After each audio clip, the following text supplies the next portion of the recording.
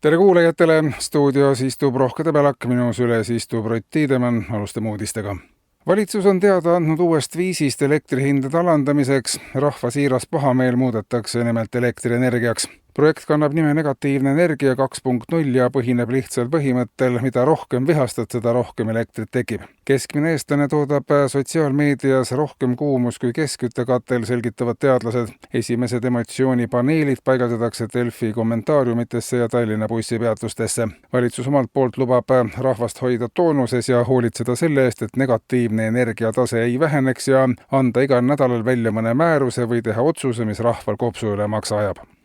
Veel annab valitsus teada, et uue põlvkonna tuulegeneraatorid näevad välja nagu kergelt käte ja õlaringe tegevad naised. Olles küll endiselt 100 ja enamgi meetrit kõrged, on kauni naisterahva kujulised kätega vehkivad tuulikud oluliselt kergemini omaks võetavad kui hingetud varre otsas propellerid, märgitakse majandusministeeriumi teates. Et lõpetada aastate pikkune vastasseis tuuleparkide suhtes, tuleb projekt muuta inimnäolisemaks. Iga generaator saab ainulaadse 3D kuju, mille siluett meenutab kas rahvariides neidu, õrnalt lehvivat baleriini või suviselt kleiti keerutavat daami, kes mitte ei lõhu maastikuvaadet, vaid flirdivad sellega. Läänemaal on testimisel prototüüp, mille tiivad liiguvad nagu käed tuljakut tantsides. Kavas on lisada ka meesversioonid, tuulegeneraatorid, mis vehivad kirvestega või viskavad heina, et keegi tunneks ennast diskrimineerituna, lisab valitsus teates. Veel on valitsus otsustanud lisaks paljudele eelnenud tõstmistele veel tõsta. Pärast põhjalik arutlusi otsustati tõsta tuju. Esimeses järgus tõstetakse inimeste tuju 5% ja kui sellest jääb vajaka, tõstetakse tuju veel 6% võrra. Tuju tõstmise peamiseks põhjuseks on tõsiasi, et valitsus ei ole viimaste aastakümnete jooksul midagi teinud elanikkonna tuju tõstmiseks ning seekordne aktsioon on igati teretulnud. Tuju tõstetakse esmajärjekorras tujututel inimestel ja paljudel tõstetakse tuju ka tagantjärele. Lisatuju saadakse tujurikaste tuju langetamise teel, mis toob kaasa tuju kui sellise ühtlasema jaotumise riigis. Tulevikus on kaalumisel ka tujumaksu kehtestamine ja siin on ülekaalus progressiivse tujumaksu idee.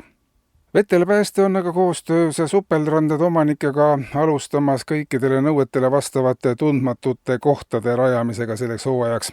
Statistika näitab, et tundmatus kohas armastatakse vette hüpata üha sagedamini ja tavaliselt on huvilisteks mehed. Igas rannas peab nüüd olema 100% ohutu ja vastavalt tähistatud tundmatu koht, kuhu saab julgelt hüpata, kartmata traumasid. Tuntud kohtades vette hüppamine ei paku inimestele enam pinget ja esimeses järgus rajatakse 200 € nõuetele vastavat tundmatut kohta. Ja spordist. Kartses lõppesid eile maakonna lahtised meistrivõistlused jalgpallis ja maakonna 2 peamist rivaali mängisid taas väravateta viiki. Sama seisuga on lõppenud kõik peetud kohtumised ja väravateta viiki on mängitud nüüd ühtekokku enam kui 150 viimast kohtumist.